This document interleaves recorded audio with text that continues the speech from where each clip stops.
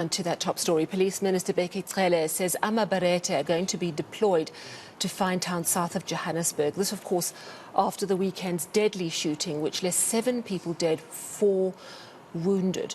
What we understand, of course, is it is a reprisal attack, we understand, when a group of vendors who were selling chicken feet and other food in the area, they were attacked, they fought back.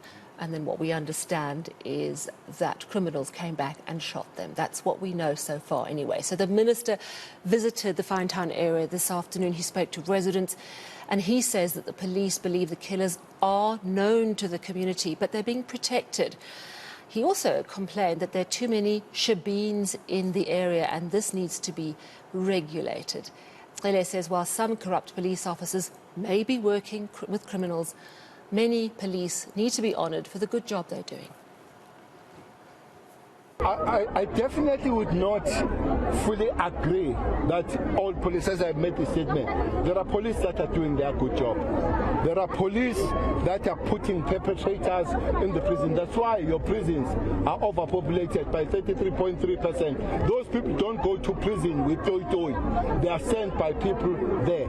Indeed, there are those that are rotten potatoes among ourselves. We need to flush them out, but we need to support those that are doing the good job. That would be part of our police, but it will be part of the communities as a whole. We have good people in the community, we have bad people in the community, including in churches, including everywhere. So remember that police are part of the communities, they are produced by the communities. Ours is to make sure that once we find that the police is not doing what it's supposed to do, we're dealing with that matter. We are trying to create the mechanism to say people must be able to report when they find the police at the highest level, at the national commissioner, provincial commissioner, MEC, minister. They must come and give us with the concrete evidence so that we begin to deal on that. We can do better, but again, it's not true that there are no police that are doing good job. All right, so that's Police Minister Bheki Cele is speaking in Finetown just a little earlier this afternoon, and our reporter there is Heidi Jokos. She joins us now. So Heidi, I want to ask you what the people of the community said in response to what the Police Minister had to say to them today. I think the community is really upset, Sally, and they had some very stern messages for Police Minister Bheki Cele together with the Provincial Commissioner Elias Mawela, as well as Community Safety MEC Faith Mazibuko. They are saying that communities are neglected. They've also said that they have time and time again tried to reach out to the police to alert them to some serious crimes that they have been subjected to in the area of Finetown, and they have claimed that they have been ignored, that police often tell them they are too scared to come into the area. Community members have also said that police are only seen when there is tragedy, and this is a very clear example that there is now police that is going to be deployed, as well as the TRT, also known as the Amabherethe. They will be deployed to Finetown in Finetown to try and deal with this crime and to, of course, try and arrest those that are believed to be behind that shooting that took place on Saturday night. So the community members are not happy. They feel as though there should be more action than reaction from the police. The police minister saying, of course, there should be better response, but I think the one good positive that came out of this visit from the police minister is the fact that a mobile police station will be set up by Monday in Finetown. And this is, of course, a big plea and cry from community members in Finetown to say that we cannot be, there are not enough resources, and there's one police station, it's under-resourced, and the community of Finetown is being neglected. So that mobile police station will be set up by Monday, according to the police minister, and of course, no timeline given about when a further deployment will be deployed to Finetown, specifically Finetown. But the minister says police are working to try and get to the bottom of this, and of course help community members feel a lot safer. Tomorrow we know, of course, that the focus is going to be very much on gender-based violence for the next 2 days. The President's summit on GBV, the second summit, which follows 4 years after the first one, is going to be an important moment to really understand what is going on with gender-based violence. Of course, we know generally violence and crime is a massive problem.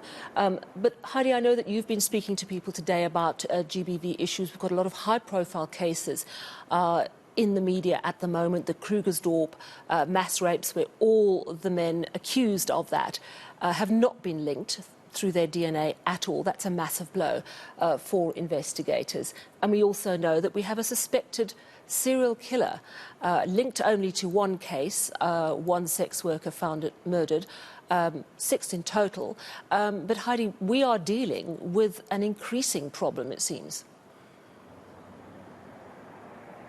It definitely does seem that, and that is definitely the reality, especially for women and children in this country. I mean, you're even scared to walk to the grocery store because you don't know what's going to happen to you. You're even scared to sleep at home in your own bed at night because you just don't know who's going to come in and what's going to happen to you. So these are the realities of almost every single South African, is that you just don't know when you are going to be next. It's not a matter of if, it's a matter of when. And today there was a briefing held by the Minister of Women, Youth and Persons with Disabilities, as well as the Police Minister. And just touching on that DNA linked to the Krugersdorp matter that you mentioned, is the fact that the Minister is saying the DNA backlog is a massive challenge for them.